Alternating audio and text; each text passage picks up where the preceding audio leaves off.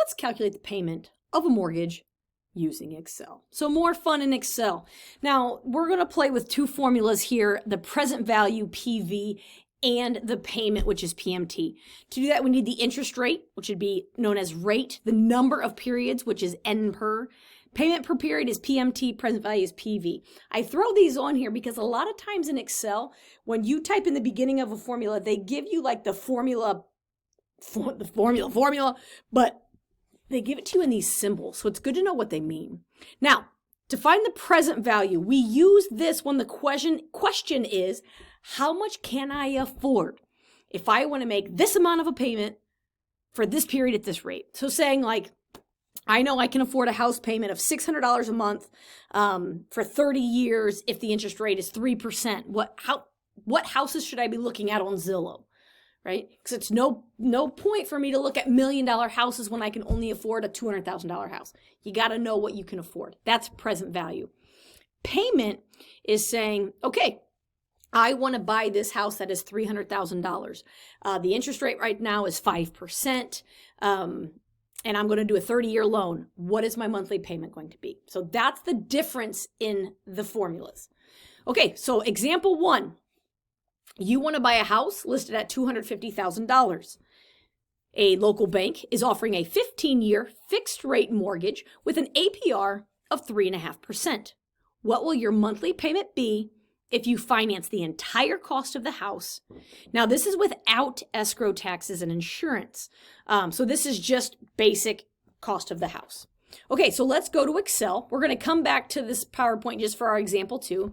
But in Excel, we're going to type in some things that we know, okay? So we are finding the payment. So the present value of the house is $250,000. I know that. That's the value of the house. Now, the interest rate is an annual interest rate, and I make monthly house payments. So, as you may know, Excel is a calculator.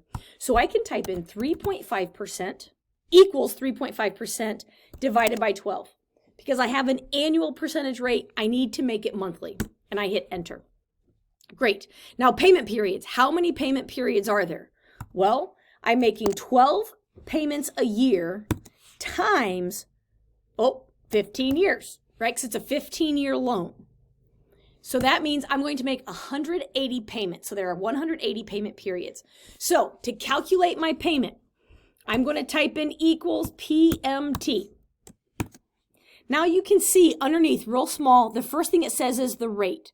Well, I know my rate. It's B2, right? I calculated that already. Next it says N per, number of periods. That's 180. So you can see the color coordinating here. And then the last thing is the present value. The other two things that are in brackets, those are optional. They do some other things, not important for us right now. So I click enter, and you can see that my monthly payment for this particular situation will be $1,787.21. Now, if you don't want to type all of this information in right away, you can type it straight into the PMT function. My rate is 3.5% divided by 12.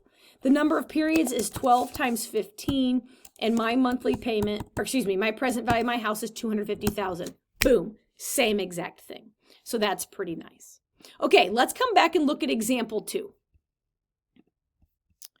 Example 2, you want to buy a house with a 15-year fixed rate loan at 2.75%. You know you can afford a monthly payment of $1,150. What price of a house should you use as the top end of a budget? This is legit. If you're like, I want a 15-year loan, this is the rate my bank can give me, I know what I can afford. Okay, then let's go back to Excel. What payment can you afford? I can afford $1,150 a month. Now this is before escrow and insurance. That will add an additional cost. The interest rate, they said it's 2.75%. And we're going to divide that by 12 because, again, we make monthly house payments. We're again using a 15-year loan, so 12 times 15 for the number of payment periods.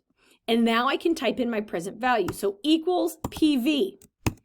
It starts with the rate, comma, number of periods, comma, and the payment. I can look at a house that is approximately $169,461.15. So I really don't want to get into the 170s. Anything below 170, I probably can afford pretty easily.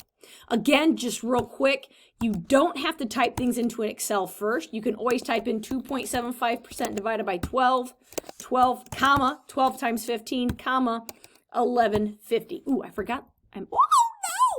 I missed the comma in here. I put a period instead. Make sure you get the commas in there. Boom, same thing.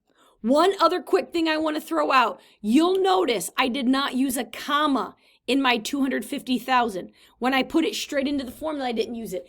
Anytime you use a comma in a formula for Excel, it thinks you're breaking up the pieces. So make sure you only use commas between the arguments of an Excel function, not inside a number. Thanks, and have fun playing with Excel.